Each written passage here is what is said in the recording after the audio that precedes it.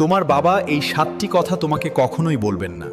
তিনি যদি বেঁচে থাকেন তাহলে ভিডিওটি মনোযোগ দিয়ে শেষ পর্যন্ত দেখো।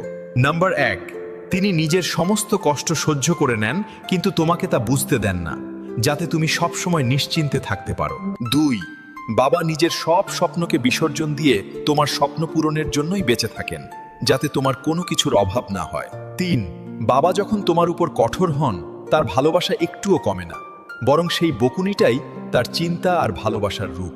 4, তিনি নিজে কম খেয়েও সবসময় তোমাকে বেশি খাওয়ানোর চেষ্টা করেন, কারণ তোমার খিদে তার কাছে অনেক বেশি গুরুত্বপূর্ণ।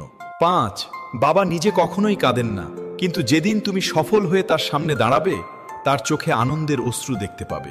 6, তিনি তোমাকে মজবুত বানাতে চান বলেই সব সমস্যায় সাহায্য করেন না, যাতে তুমি নিজে সমাধান করতে শিখতে পারো।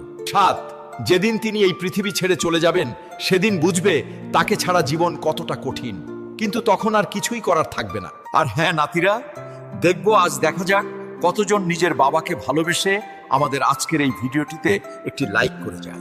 তোমার বাবা এই 7টি কথা তোমাকে কখনোই বলবেন না। তিনি যদি বেঁচে থাকেন তাহলে